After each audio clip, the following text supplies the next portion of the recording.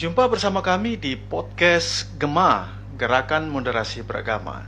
Dan pada sore hari ini telah bergabung bersama kami seorang tutorial kerajinan tangan. Selamat sore Ibu Elvira Efrasia Saprina. Ya, selamat sore. Terima kasih atas kedatangan bersama podcast kami di sini, dan tentu selama 30 menit ke depan kita akan berbincang-bincang ringan tentang apa kerajinan tangan dan bagaimana kerajinan tangan dalam keumatan kekristenan, khususnya di Kabupaten Sambas dalam konteks pemberdayaan ekonomi kreatif. Tapi sebelum ke sana, para pendengar podcast dimanapun Anda berada, beliau juga disebut seorang tutorial kerajinan tangan, dan juga pada sore hari ini beliau kita undang untuk bercerita tentang bagaimana peran kekristenan dalam hal ekonomi kreatif yang dikembangkan oleh Ibu Elvira Efrasia Saprina. Untuk itu, untuk masuk ke dalam perbincangan kita pada sore hari ini, mungkin bisa Ibu ceritakan secara singkat ya.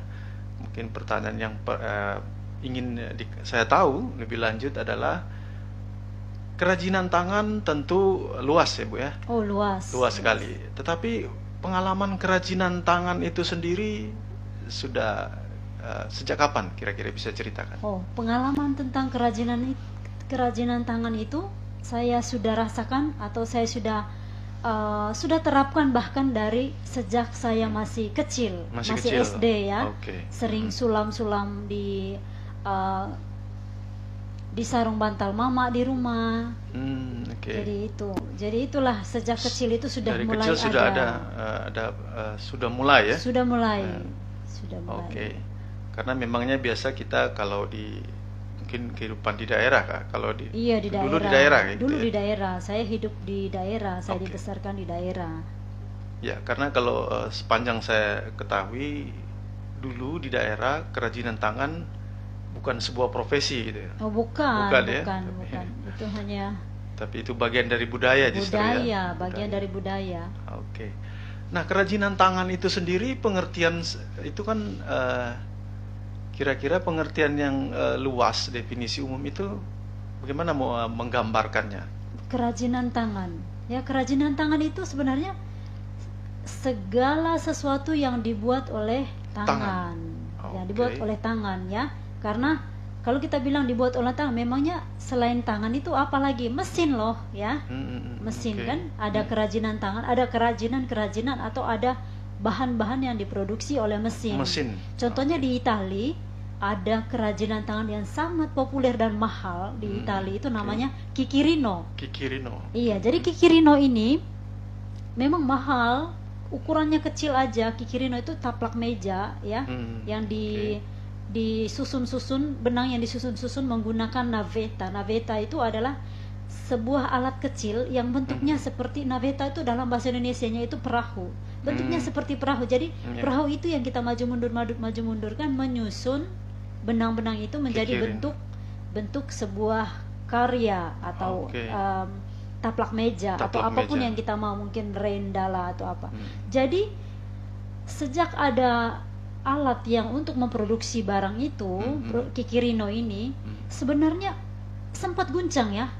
Aduh, ini udah tidak ada nilainya karena sudah ada mesin yang benar-benar menggantikan. Dia bisa buat yang besar, sementara kita buat pakai tangan itu salah sedikit kita harus bongkar sejaman ya. Itu. Jadi kerajinan tangan dengan kerajinan yang dibuat oleh mesin itu beda ya. Beda.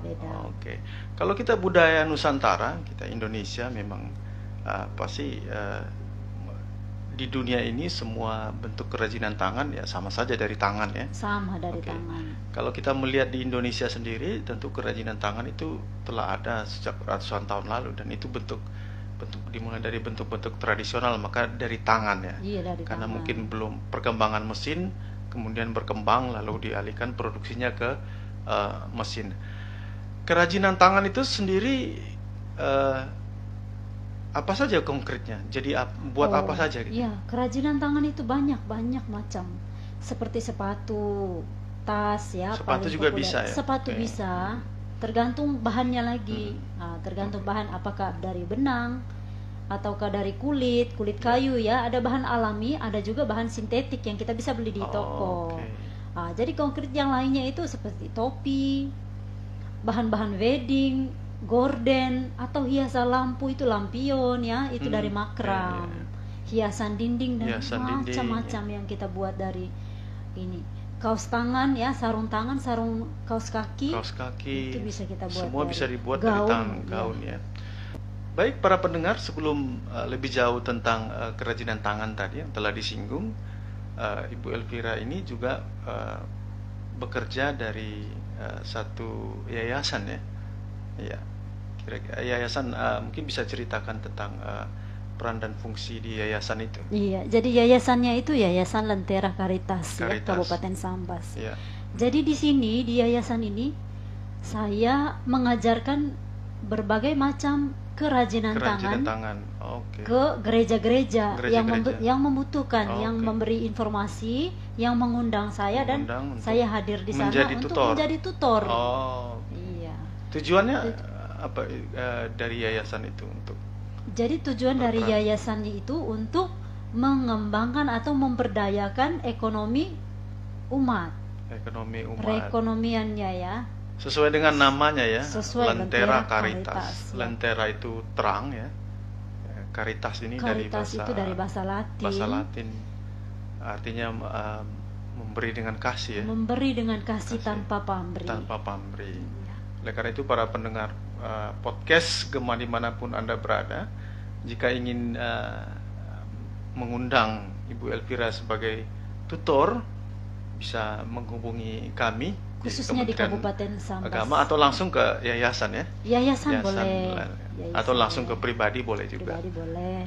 Dan itu sangat baik tentunya karena pengembangan ekonomi umat, sehingga tidak melulu bahwa di dalam kehidupan gereja ada pengembangan ekonomi kreatif. Iya. Nah, kita kembali ke tadi.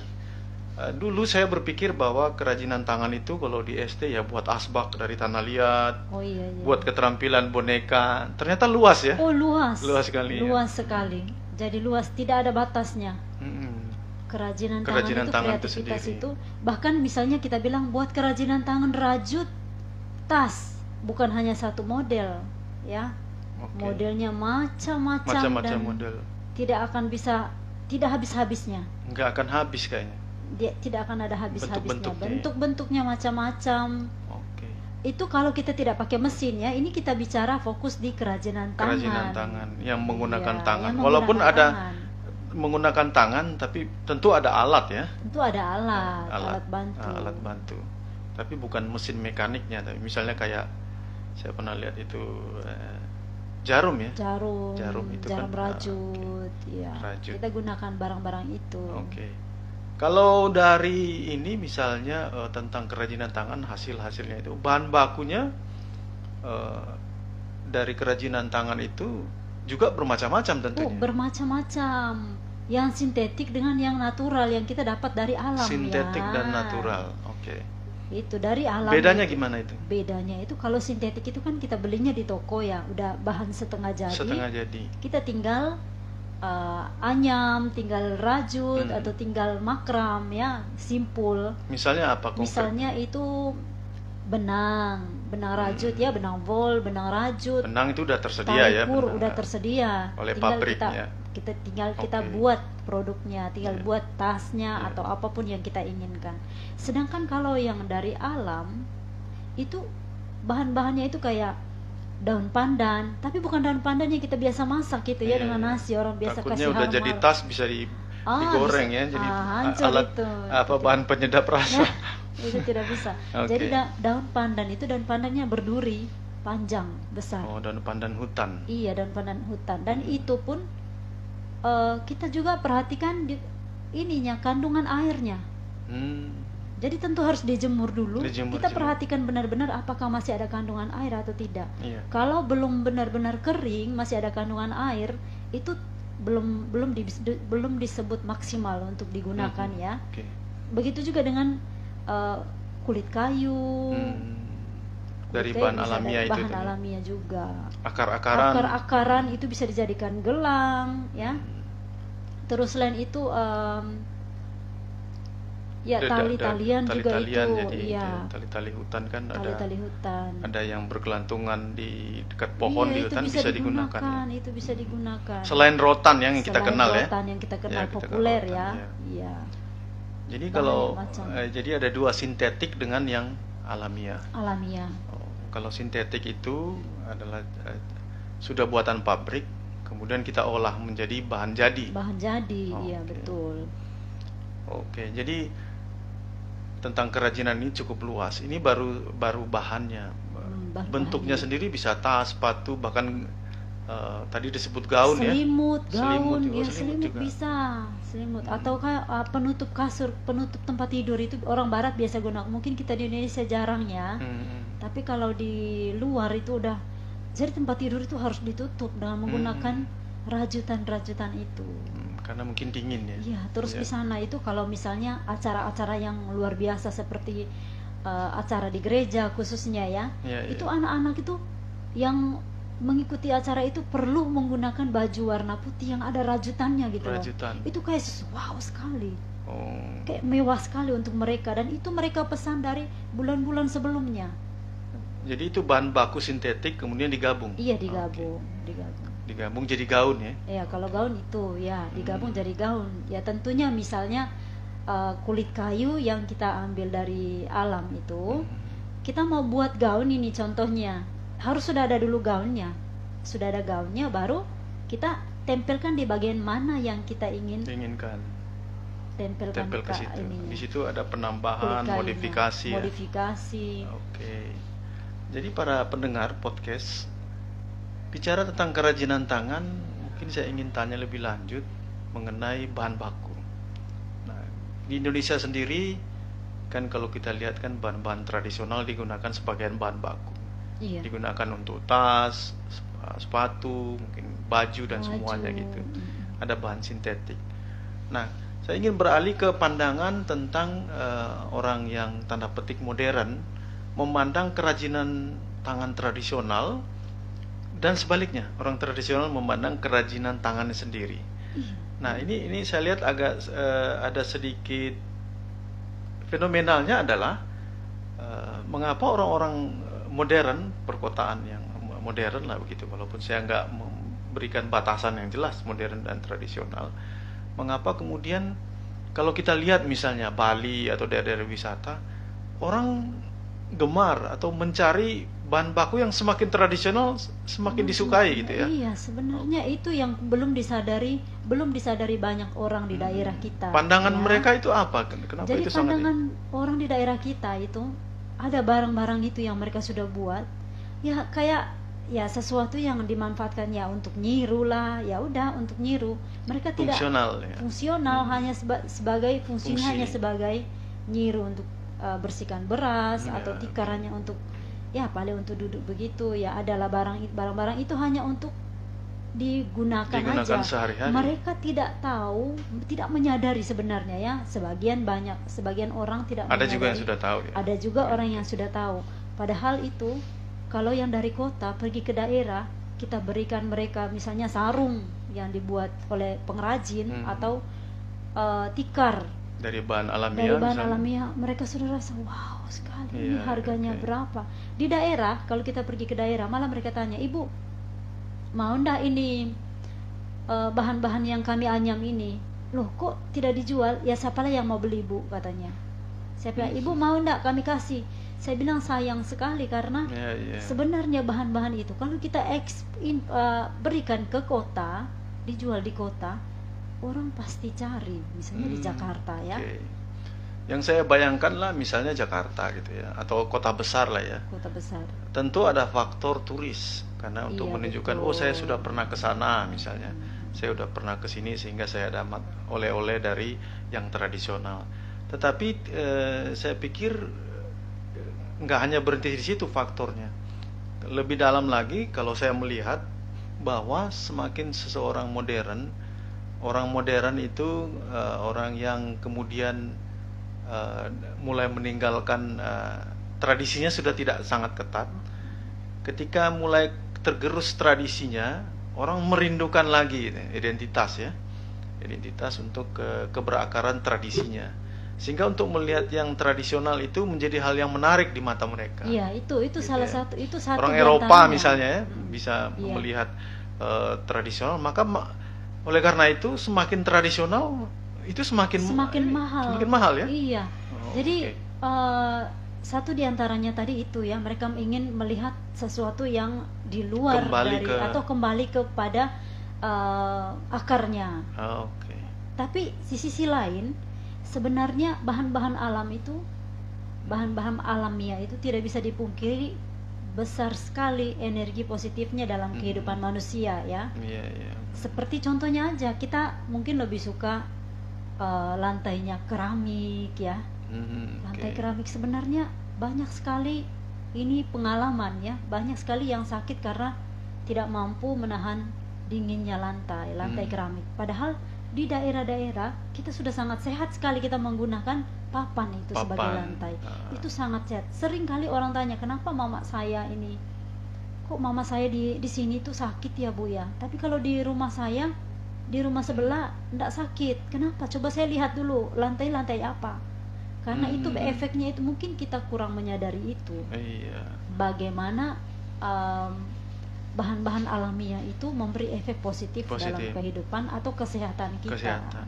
Semakin natural, semakin alamiah, menunjukkan itu semakin higienis dan sehat ya. Dalam konteks misalnya kerajinan tangan. Kan kalau tas-tas sintetik juga kan penggunaan kimia ya. Penggunaan kimia. Dan ada satu lagi, perbedaan antara bahan-bahan atau kerajinan-kerajinan yang dibuat oleh mesin dengan dibuat manusia itu sebenarnya ada yang sedikit di luar dari jangkauan kita ya. Karena yang dibuat oleh tangan itu, sebagai contohnya saya membuat sebuah tas misalnya. Saat saya membuat tas itu, pasti saya punya ide dan punya inspirasi yang sangat luar biasa, dan tentunya saya akan buat dengan senang hati. Dan efek itu juga akan diberikan kepada orang yang menggunakan tas itu. Energinya tetap ada yang memberi energi positif lah. Artinya si kreator itu ingin membangun sebuah seni, dan itu ada dalam pengertian energinya. Ini masuk dalam ilmu fisika ya, hukum getaran ya. Sebenarnya ada hukum itu getaran. Walaupun sedikit ya di seni. Oke. Jadi berarti kalau dalam fisika atom-atom itu menyerap energi ya. Iya betul. Merekam gitu. Merekam, sama seperti suara. Kalau saya menyanyi dengan suara yang misalnya suasana hati lagi tidak nyaman dan saya menyanyi, saya yakin yang mendengar saya pun rasa tidak nyaman ya. Oke, ya. Mungkin seni jadi ini itu hukum ada getaran satunya. Nih para pendengar podcast dimanapun Anda berada. Kita tentu nggak masuk lebih dalam ke arah situ. Iya betul. Kita masuk, tetapi yang jelas bahwa ada koneksi antara si pembuat dengan yang hasil yang dibuat. Ya,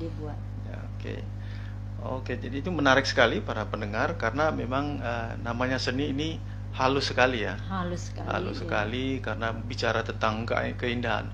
Nah, tas-tas tradisional yang banyak digemari itu kelihatannya kalau dari segi marketing itu hampir standarnya itu bisa sangat jauh ya. Iya, bisa. Standar harga ya, nggak ada menentukan harga. Kalau saya amati misalnya di tempat marketing pembelanjaan, sama-sama kerajinan tangan bisa menghargai tas itu dengan berbeda. Ini menunjukkan bahwa seni kreativitas itu nggak bisa dibuat standar yang sempit. Iya. Karena keindahan itu sangat halus ya. Sangat halus dan sangat luas. Sangat luas gitu. Ya, oke. Ada relativitasnya, artinya ada sesuatu yang kalau semua orang lihat memang keren lah. Memang indah ya. Oke. Ya, memang itu dari segi marketing itu juga hukumnya adalah semakin indah, semakin unik gitu. Semakin indah, yang disebut unik, mahal itu apa? Syarat-syaratnya dalam kerajinan tangan itu. Jadi syarat-syarat mahal itu untuk kerajinan tangan yang kita buat itu, yang pertama itu bahannya dulu. Bahan alamiah, dan juga tempat marketing yang kita jual. Jangan sampai bahan alamiah yang kita buat dari bahan alamiah kita jualnya juga di daerah yang punya banyak, ya. Yeah. No, jangan. Oke. Yang kita punya itu dari daerah kita harus jualnya ke Itu kota, ke itu, daerah-daerah besar itu. Oke. Terus yang lain lagi tergantung bahannya, harga bahannya. Harga bahan Bahan menentukan makin juga. bagus, makin mahal ya. Oke, kualitas ya. Kualitasnya.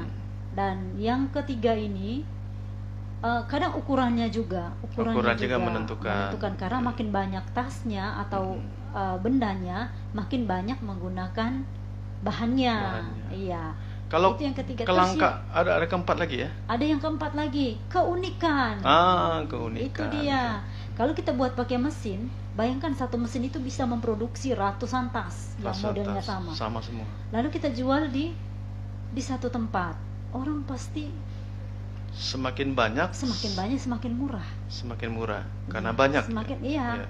Karena banyak saya kok sama semua. Iya. Kalau keunikan itu juga sangat penting dalam. Semakin unik, semakin mahal. Berarti berlaku juga bahan materialnya semakin unik juga semakin mahal. Itu dia. Misalnya kita menemukan sesuatu, bisa juga ya kita cari-cari di hutan yang belum orang temukan, lalu kita menemukan hal baru ya. Bisa. Untuk jadi bahan baku gitu. Untuk jadikan bahan baku bisa. Dan itu kan unik. Banyak juga yang daun-daun yang ada serat di dalamnya itu ya. Kita keringkan dan itu akan sisa putih-putihnya itu bisa dikreasikan. Bisa dikreasikan ya. Jadi tas. Tapi yang pastinya tasnya itu ada innernya ya. Bukan langsung tas seperti itu kan, transparan juga. Iya. Harus ada innernya. Terus kita kasih pengawet juga sedikit biar dia bisa bertahan. Tapi bahannya itu. Itu. Ada pengawet alamiah nggak kira-kira? Mungkin bisa dicari, mungkin perlu diselidiki ya. Perlu diselidiki. Di riset ya. Iya, di riset. Pengawet alamiah. Kalau makanan ada pengawet alamiah pakai garam ya kalau zaman dulu. Iya, pakai pengawet garam biar bertahan makanannya. Ya, pendengar podcast, tentunya jika pendengar ingin berkreasi bisa juga menonton podcast kita tentang bahan-bahan alamiah. Silakan berkreasi untuk dapat mengembangkan ide-idenya sendiri ya. Iya, betul. Terus selanjutnya lagi, sebenarnya hal yang penting lagi, mungkin kita bertanya, apa gunanya kita harus berkreasi? Iya, itu pertanyaan dasar pasti juga. Orang bertanya seperti itu, untuk apa sih kita harus berkreasi? Untuk apa kita harus punya pengetahuan ataukah punya ide yang baru untuk membuat sebuah kerajinan tangan? Yang pertama itu hemat, ya, hemat. Karena kenapa hemat? Dalam rumah tangga, misalnya baju udah robek sedikit, udah langsung buang. Kalau kita tidak punya kreativitas untuk menjahitnya, udah langsung dibuang. Itu hemat ya. Ada mungkin rok yang setiap hari warnanya sama, hitam terus, udah bosan kita, tapi bahannya masih bagus, roknya masih unik, masih awet. Kalau kita mau beli lagi yang baru, hanya mau pingin model yang bagus, model yang baru, sayang kan, harus dibuang. Dan itu bisa. Padahal kita bisa kreasikan, misalnya kita tambahkan dengan pita, tambahkan dengan pita, penambahan bunga apa yang kita bisa tempel. Jadi lebih menarik ya. Jadi lebih menarik. Jadi tidak ada lagi berpikir, mungkin ini sebenarnya pengalaman pribadi ya, dan saya rasa bukan hanya saya sendiri. Pasti ada ibu-ibu lain juga berpikir, bosan juga pakai baju yang sama terus. Padahal bajunya masih awet. Kita tinggal tambahkan kainnya di bagian mana. Itulah pentingnya kreasi. Pentingnya kreasi. Itu hemat tadi. Banyak hal yang kita harus yang kita bisa lakukan sendiri di rumah, yang tidak perlu beli di luar. Sedikit-sedikit kita harus beli. Itu kan ini memperhemat juga kalau kita bisa punya kreativitas sedikit ya. Ini bagian juga kreativitas bunga ini ya.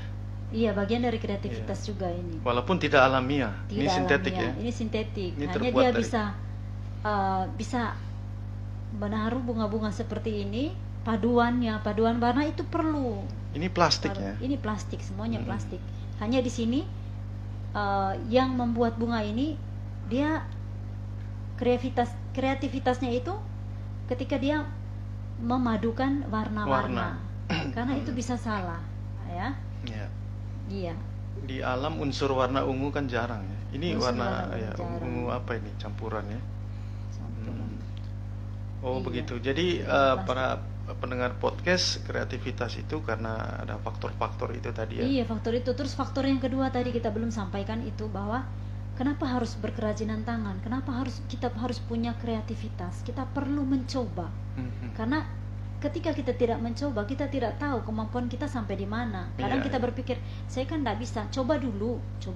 Nah, setelah dicoba nanti baru kita tahu apakah kita memang suka di situ.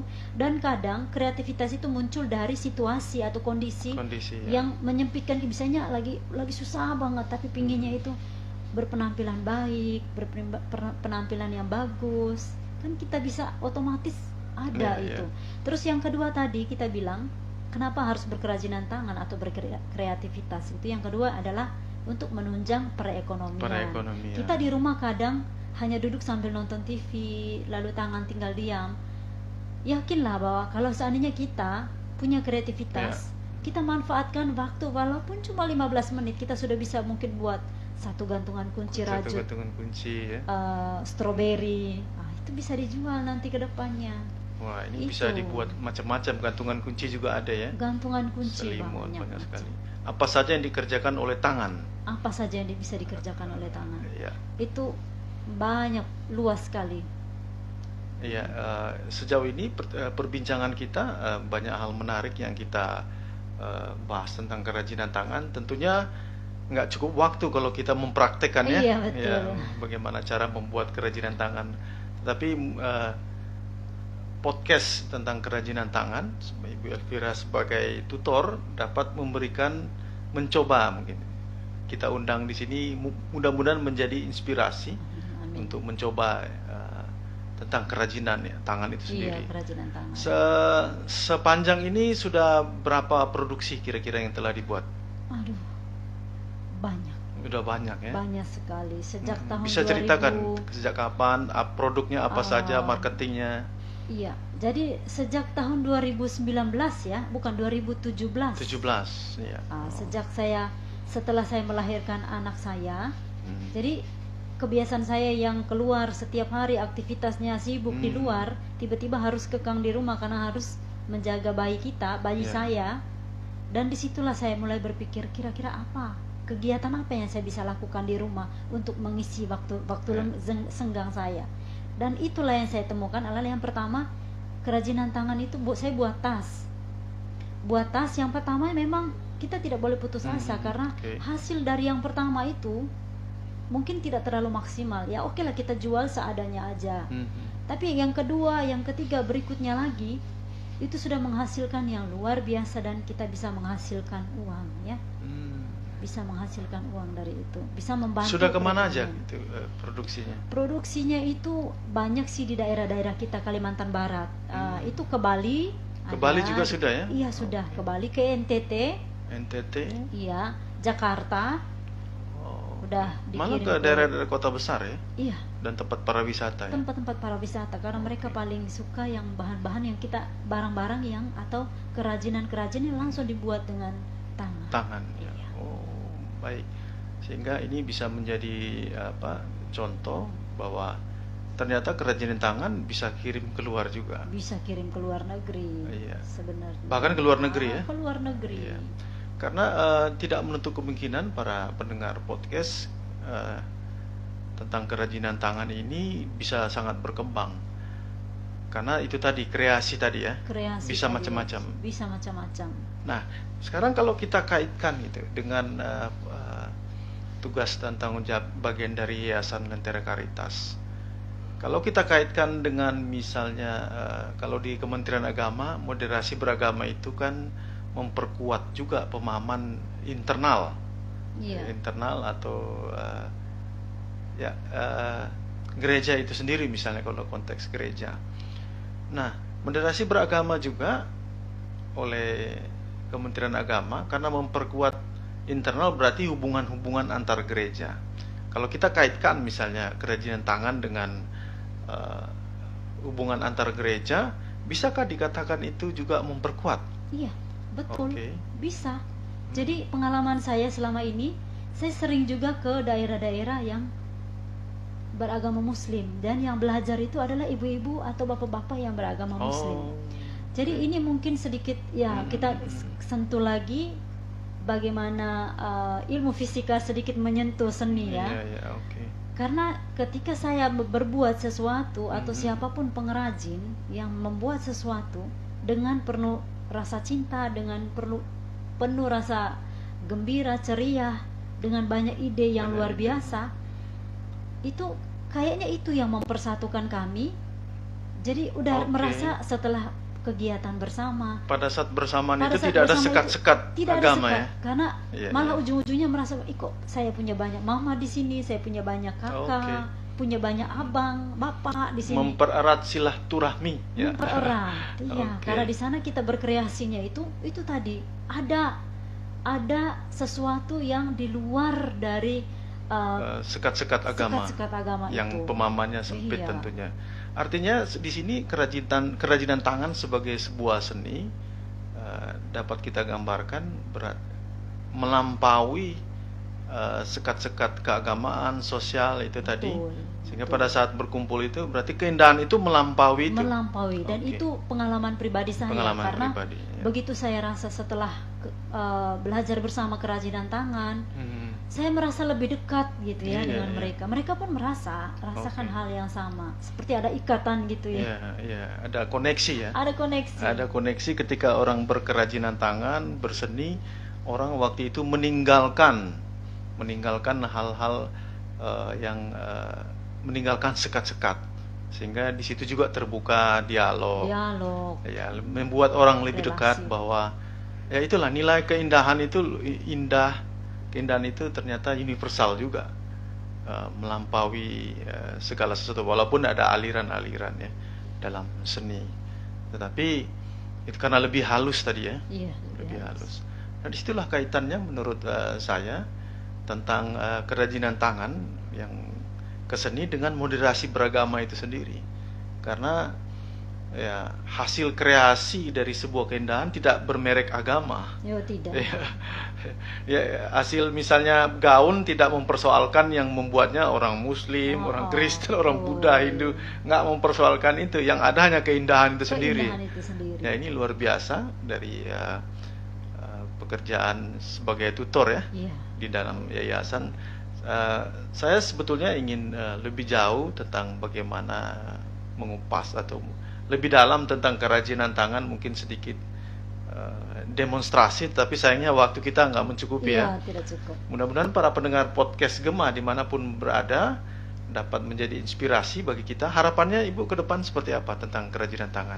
Kalau di sebagai bagian dari yayasan bagian dari yayasan itu, kedepannya itu harapan saya itu harus bisa mengumpulkan ibu-ibu yang punya kreativitas.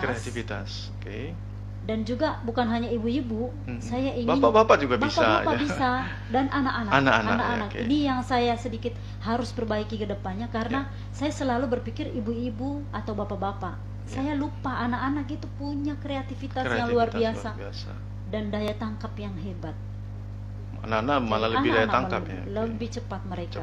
Penyerapan soalnya. Jadi nanti ke depannya itu kita bisa berkumpul, kita buat kerajinan tangan sama-sama. Dan hasilnya itu kita bisa kumpulkan, misalnya ada pameran ada kegiatan di mana kita juga bisa buka di sana.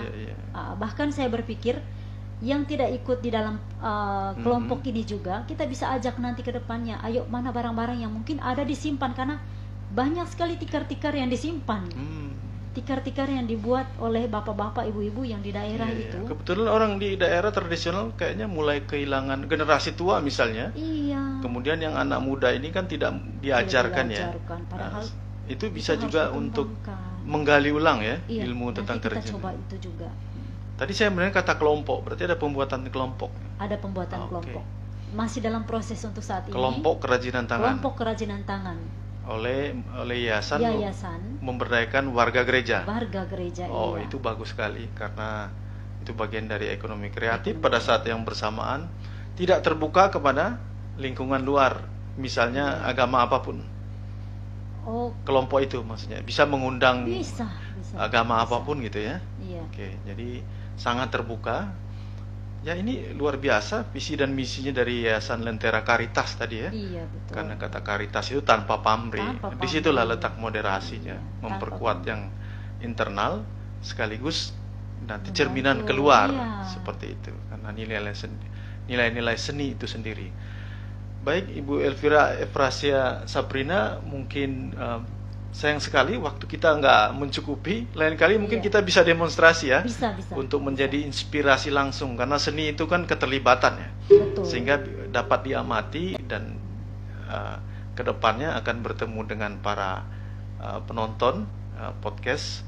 Dan saya sebagai penyelenggara Kristen pada kantor Kementerian Agama Kabupaten Sambas sekali lagi mengucapkan terima kasih atas kedatangannya. Baik. Ini sama-sama, sangat Pak. menginspirasi Terima bagi kita semua. Semoga Amin. berkembang ke depannya Amin. menjadi kekuatan moderasi beragama baik di dalam maupun keluar.